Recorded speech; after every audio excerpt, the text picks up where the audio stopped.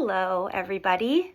Okay, so today we're going to talk about a really, really big one. Why is this not working for me? I'm doing it. I'm here. I am listening to you, kind of, sort of, or maybe completely. Why am I not well? So there are a few reasons why this can take a minute for people. The first is if it took you 40 years, or insert your number, to walk into the woods, you're not going to walk out in a few weeks. And we are a take a pill society. We are a I hand my power over to you, surgeon, cut me up and make me better society. We just are. And this is no judgment to any particular person or field or school of thought. It is just the way we are raised. And so, yeah, we are impatient. When we do something, we want it to work. And we're also desperate when we're in chronic pain. And we don't have the patience or the tolerance to sit around and watch other people, as far as we're concerned, get better more quickly, that kind of thing. Few things I want to say. The first is the only message we need to send to the nervous system is one of safety. When we understand ourselves as safe, we live in rest and repair. We don't live in fight or flight. Sometimes doctors call it rest and digest. It's when your system is just flowing well. That is not the way we live when we have urgency, when we need something to happen in order for us to be okay. That is sending the wrong message to the brain, to the nervous system, and to your muscles that are spasming, to your systems that are becoming inflamed. We need to center, and we need to understand that this takes as long as it takes. And the slower you go, the quicker you get there. Because when you stop needing it to happen, that's when things start to shift. When you practice equanimity, when you say, however this goes, it's okay for me, practice radical acceptance.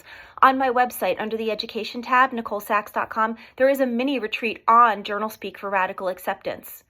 Take it. See what happens when you learn how to practice this. So that's one thing.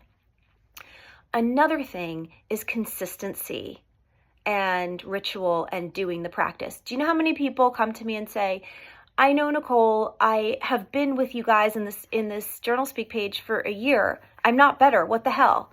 And I would write back and say, well, how often do you do your JournalSpeak? And they're like, oh, I do it. I do it sometimes. I did it for a whole 2 weeks and I wasn't getting better. So yeah, I do it sometimes. I did it last week once.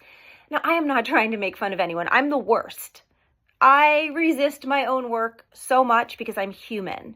I don't want to go look at those things I'd rather not look at. I don't want to feel the pain of the way I suffer over the people I love or my own failings or whatever.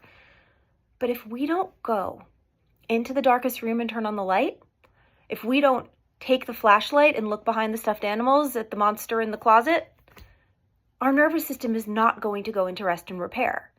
It's going to think we still need defending against whatever that dark room might hold. The reason JournalSpeak works and has worked for many, many thousands of people over these years is that when your emotional reservoir is up to here and it's bubbling over and your nervous system is perceiving that danger sign that's going off, you don't have power. You don't have the ability to say to your nervous system, I know the person charging at me with a gun is a danger and I need to react, but these emotional feelings bubbling up, my repressed trauma, though that's fine. We don't get that power to choose. And so because of that, the only way to rewrite these neural pathways is to do the work. So if you're not being consistent with it, if you're not putting that ladle in the reservoir and dumping it out, it's really hard to see results. And the third thing I'll say, this isn't working for me, self-compassion. How are you talking to yourself? People forget this step all the time. And what I say, if you're shitting all over yourself, is like you're trying to bail water out of a boat that has a hole in it.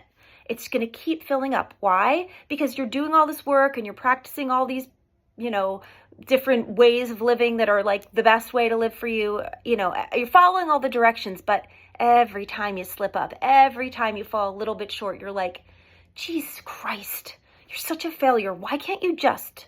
It's enough already with you. That attitude is putting more into the reservoir.